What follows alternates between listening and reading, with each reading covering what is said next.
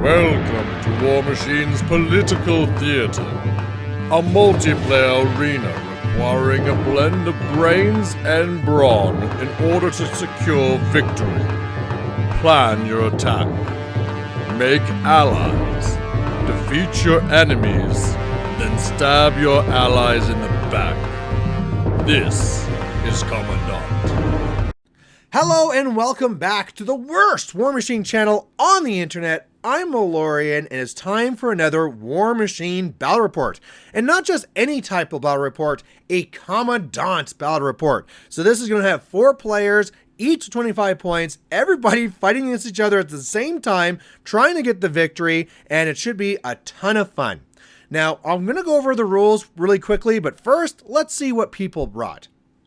So the first army here to see, and I'm going to be going first, is my Infernals list. This is going to be a Gastone2 list. It is running a Mangler and a Mule, and then I have my Gate and a max unit of Howlers.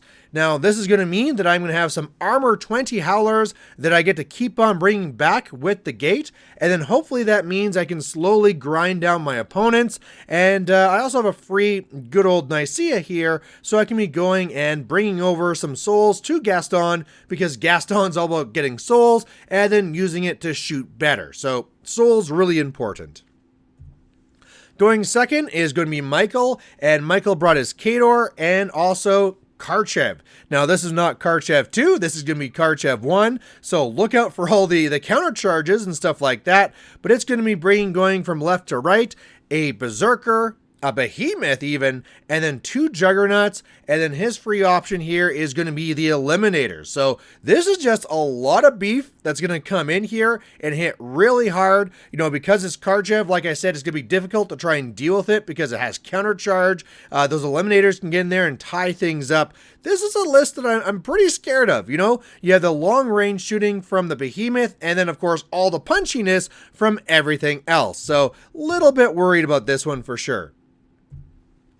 On the other side of the table here, going third, we have Ryan with his Legion, and this is going to be a Thagrosh1 list that is going to be taking a Scythian, a Carnivian, and a Ravagore. It's also going to be having the Legionnaires, and then 2 of the Shepherds, and then inside here that you don't really see is also some of those Forsaken. Not the Forsaken, what are they called? The Incubi. Those are the ones. So as you kill these infantry models, they're going to pop out and cause more troubles. Now, Ryan has not been playing Legion for a long time, but he thought like, hey, this 25-point game is a perfect time, pull it back out and see what it can do, and a caster like Thagrosh that can go and just get you back another heavy, yeah, that should be pretty good at a small point game, so we'll see how that goes. Meanwhile, going last here is going to be Daryl with his Scorn, and this is going to be a Scorn list, as I said, but with Mordikaar. I've not seen Mordikaar for a very long time, so neat to see it back on the table. It is running a Despoiler and a Drake. There's also going to be Makeda 0 here with an Agonizer. We're going to be having some Praetorian Keltari, and then also some Legends of Halak. Now, looking across this here, there isn't a lot of punching power, and so I'm actually a little bit worried here. Oh, sorry, I believe there's also the Brute there as well. Yeah, you know, like the little shield guard dude. But either way, not a lot of punching power. I mean, with the Desolator, or sorry, the Despoiler, keep on saying the wrong thing stuff here for Scorn. It does have the -2 armor for when it engages things, but yeah, I mean, obviously Mordikaar wants to try and like keep on bringing your stuff back and stuff like that, so kind of playing the same game as me, but at the same time on a lot of weaker stuff. So we'll see how this works, but I'm kind of guessing that between, you know, the Legion and we'll probably just shoot down a lot of this infantry, and it probably won't be too scary, but we'll see how it goes. All right, otherwise, let's look at how the deployment was here and all the terrain. As a reminder for how this works, it's all down in the description, but it is the first 3 points. You can get 1 point for scoring the center zone. You can get a point for scoring somebody else's flag, not your own, and you score any of those by having a model there and it not being contested.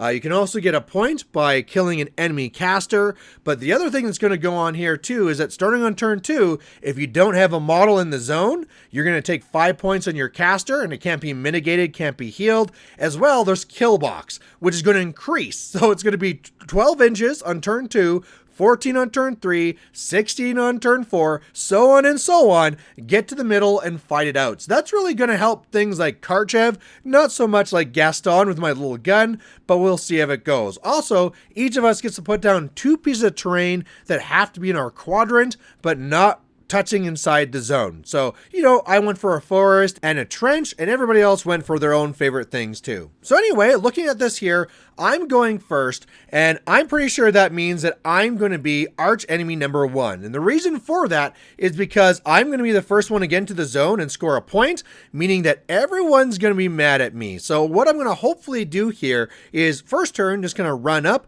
but I'm going to need to kind of like probably lean into the scorn side because again, there's a lot of that infantry I can kill very easily, and I want to kind of like stay away from the Khador, so hopefully I can make some deals with them, get them fighting the Legion, and then just kind of like try and hold on to my lead.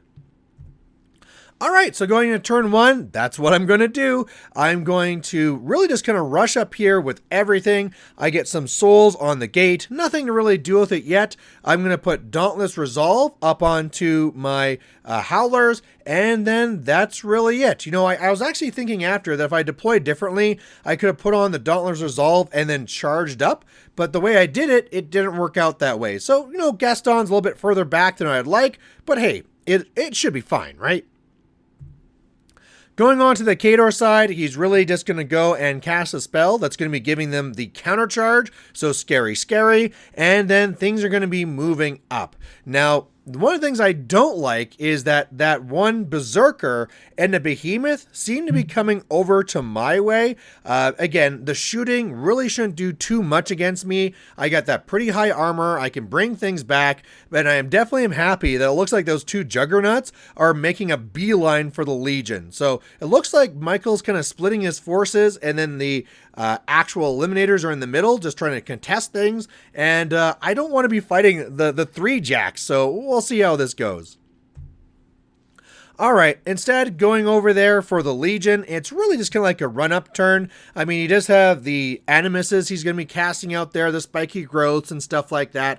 Although he is going to be putting on the 1 spell on the Legionnaires that's going to give them +2 to their damage. So Legionnaires, they can be kind of interesting, and already some of the things that we're starting to talk about that you can be doing interesting here in Kommandant is that maybe I might trigger Vengeance so that they can get closer and attack somebody else. As well, there's kind of like this standoff between the Legion and the Khador, but maybe I could run something over there to proc countercharge so that they get actually closer to the Legion. So again, deals are already formulating, and we'll see how they play out. All right, and then finally the Scorn turn. You can see the Scorn really respecting me. You mean like when it comes to their quadrants, he's really going up there on the other side. Not much is going near me whatsoever. Now, I do know that with Makeda 0 being there, yeah, like that infantry can be very, very fast. They can get into me very quickly, but for the most part, he just kind of like stays careful, goes over there, tries to stay away from my guns, and that's really it. So I'm loving this. So for me, what I need to do in this next turn, going to turn 2, is I need to get some souls. And luckily, there's lots here to be gotten on the right, so I just need to go and get myself in the zone, score that point, get some souls, and then kind of sit pretty. So going into my turn 2, and as a reminder, we have a kill box at 12 inches right now. I am going to be going up into the zone, setting myself up a little bit defensively. But first, Nicaea went over, took a shot, killed off 2 models. That means 2 souls onto Gastone, except I forgot that Mordikaar has this wonderful evil rule that says that anything in the control range of Mordikaar decides where the souls go. So I am not going to be getting them with Gastone. That is horrendous. I still killed something with Nicaea, so I got the run and gun away. But yeah, if I don't get souls onto Gastone, he's really a lot worse. So that is very unfortunate. Otherwise, I also just kind of like throw over a shot with my mule, because why not? I think that killed 1 more model as well. Again, he's probably just going to revive it all back. He did put like that hallowed spell onto them, so he's getting extra stuff whenever they die. So it's all working out pretty well for him. Not too bad, but I am kind of like making an early enemy there for sure.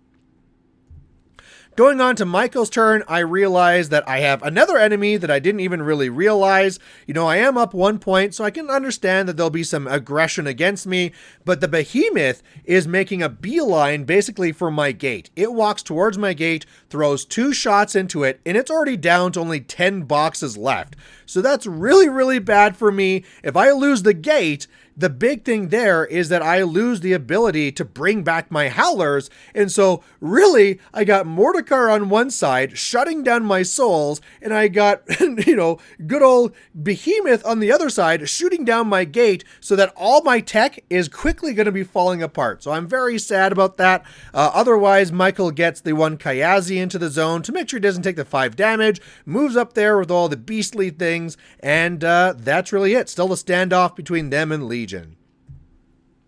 Going on to then on Ryan's turn, really the Legionnaires are going to get into the zone. They're exactly what they want for that. His 2 heavies are kind of having a standoff with the 2 juggernauts. And then what he's going to do to try and dedicate something into the zone is the Ravagore goes and shoots that Eliminator inside the zone, leaving that Scather. And so, yeah, that's kind of what you want to do in this game, is you want to kill off their cheap things inside the zone so that they're forced to bring in their heavies. So that's really what he's done. He still has 1 more Eliminator, but as a spoiler, I'm planning to kill that one because it's one of the only ones I can get a soul from. So yeah, otherwise, he's going to have to dedicate next turn.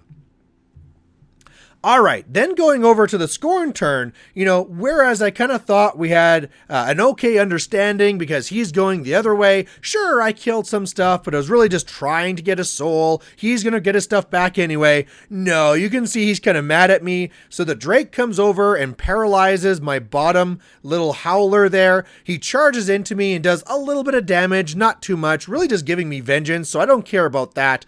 What I do care about is that the Despoiler is coming towards me, and I don't like that. I want that heavy to go away. He's also already starting to make deals with the Legion. I don't like that, and really, I don't think the Legion should be listening to him, because look at this. His whole thing's all going up there, other than the Despoiler. He does have Ghost Walk. He can sneak through that building.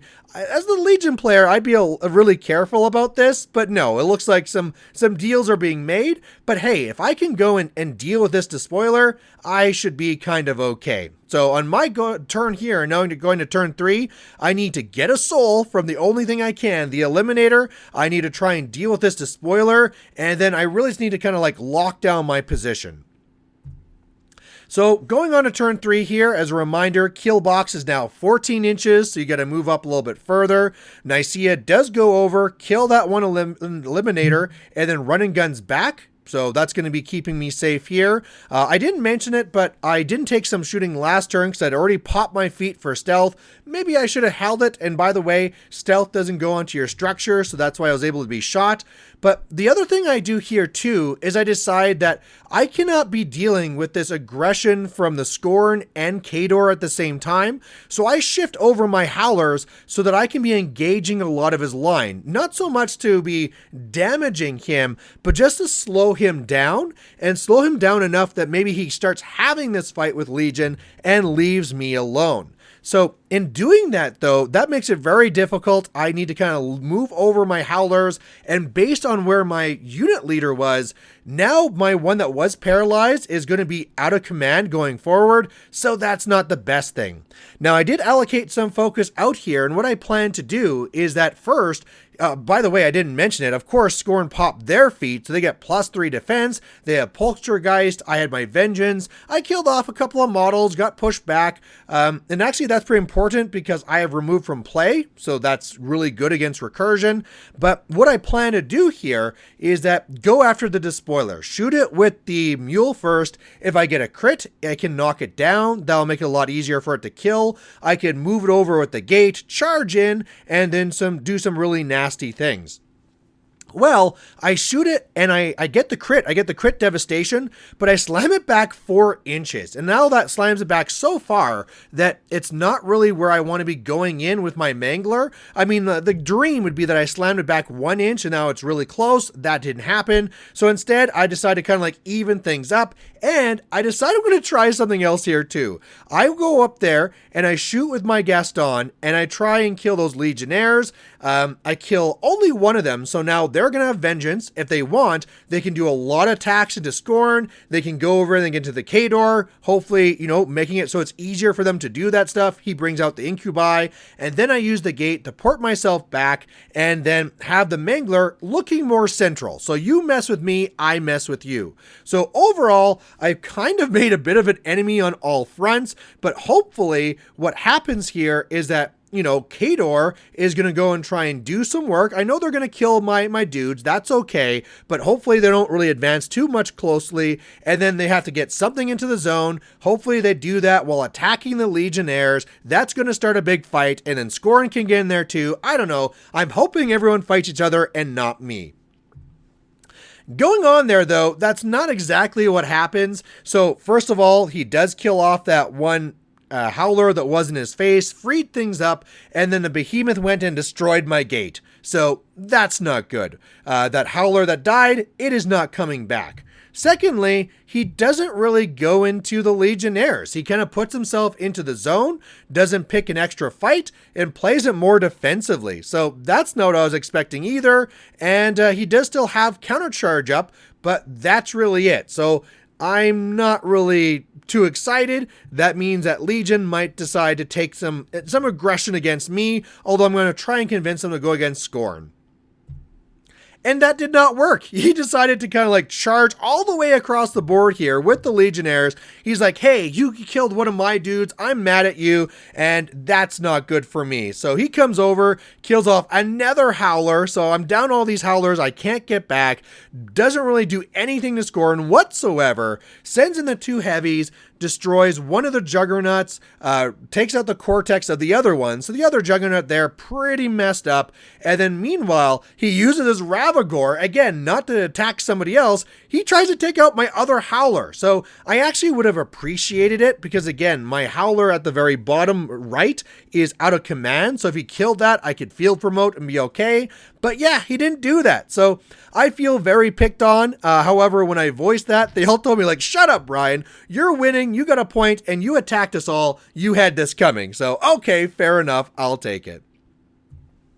Going on to the Scorn turn then, what they decide to do is kind of like push on this advantage. So the Despoiler, I did not really think about it having reach. I mean, look at its tiny little arms, but it turns out its tail does have reach. So it charges in here, goes into my mule, and really messes it up. Also, I mean, like his whole line kind of like goes more in the center, doesn't get very aggressive. I mean, sure, okay, there's a little bit aggressive here because he comes in and kills off a model. He gets his little like incorporeal ghosty ghost, the Colas, something like that. I can't remember what it's called, but that thing then proceeds to kill off all the Legionnaires. And the important thing here is that it has removed from play. So he does not get the Incubis because they cannot actually go and be jumping out from that. So that is a very, very important rule and a very big problem for the Legion, because now there's odds are those Incubi are not jumping out. I mean, maybe if,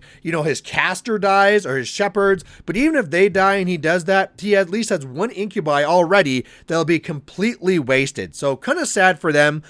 Then the Fist of Halak, they charge over and they do even more damage to my poor mule. Now it only has a cortex left, so it's barely doing anything. They're in my face and I'm in a lot of danger here. And I mean, it's funny, like you also of course killed off those Howlers as well, so I only have the one Howler that's on fire, and here's Scorn like, hey, we can be friends, right? I didn't do too much to you. What? You came in, killed off two of my Howlers, and I have a heavy by my caster. I can't stay with that. So my whole goal now on my next turn is to try and kill off that Despoiler, and then maybe I can hold on. So if my poor little last Howler survives the fire, I can come over here. That means that I can get my theme benefit and get the extra free focus onto my jacks. And then with those, hopefully I can clear a way to get my Mangler to the Despoiler. And then maybe this will be okay. It probably won't be. Whatever. I'll have to try.